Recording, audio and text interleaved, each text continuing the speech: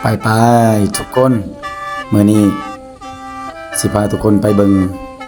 เฮือนชนเผ่าต่างๆที่อยู่ในแขวงอุดมไซว่ามีชนเผ่าแน่ๆเป็นเฮือนแบบใดฉะนั้นพวกเราไปติดตามเบิ่งนำกันเลยเนาะถ้าการบรรยายข้อมูลต่างๆผิดเพี้ยนบ่ถูกต้องผิดพลาดประการใดเนาะข้าพเจ้าต้องขอโทษขออภัยเนาะเพราะว่าข้าพเจ้าก็บ่เลิกปานใดเนาะฉะนั้นไปติดตามกันเลย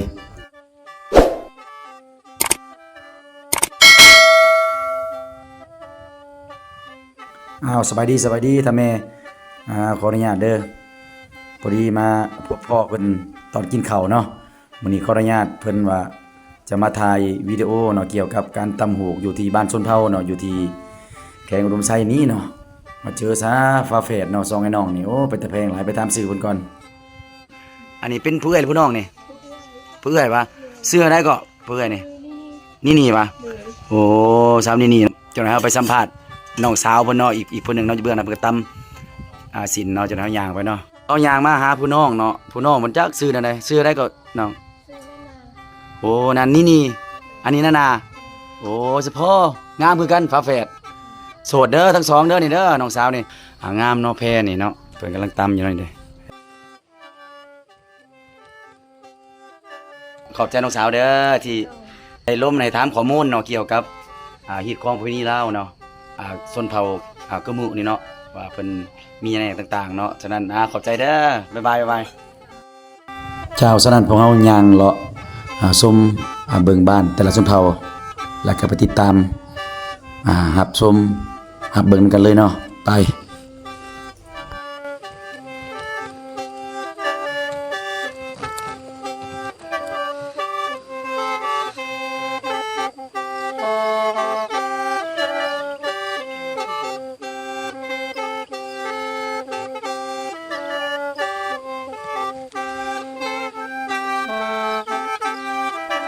หลังจากพวกเฮาย่างชมบ้านชนเผ่าแล้วพวกเฮาจะไปต่อที่สวนสาธารณะชนเผ่าต่อเนาะแถวอุดมไซเด้อเฮ้ยถือว่า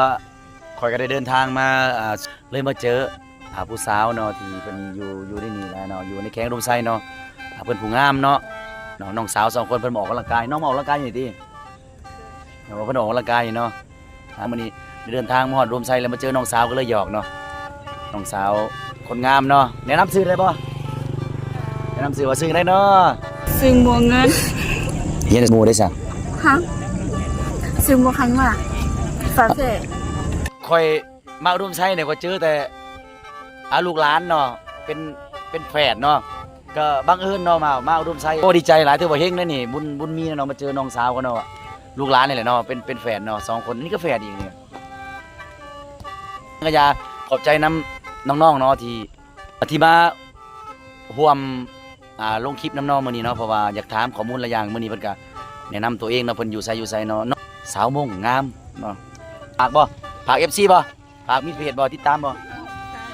ฝากแม่ฝากเลยเนาะสำหรับน้องสาวเพิ่นมีเพจเนาะอยากให้ติดตามน้องสาวแน่เนาะกดไลค์กดแชร์แน่เพราะว่าเป็นกำลังใจให้น้องเนาะเพิ่นมีเพจเนาะฝากเลยเพจหยังเนาะคือเซาว่าเนาะฝากติดตามเพิ่นเด้อเนาะฝากติดตามผลงานเพิ่นเนี่ยเพิ่นก็มีเพจคือกันเนาะมีเพจมีต่างๆติดตามน้องสาวเพิ่นเด้อกดไลค์กดแชร์เพิ่นแน่เนาะเพื่อเป็นกำลังใจให้น้องเนาะขอบใจเนาะขอบใจหลายเด้อ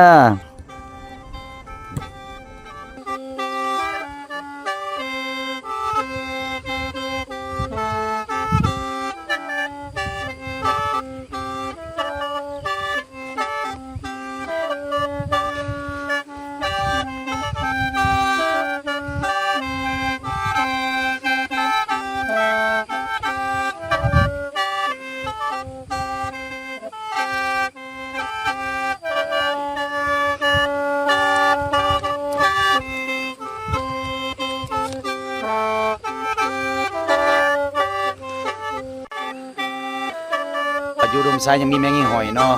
แสงเพิ่นมีมับนี่เนาะโถเบิ่งนำกันเด้อลูกหลานผู้ใดที่บ่เคยเห็นแมงอีหอยเนาะมันจะเป็นแบบนี้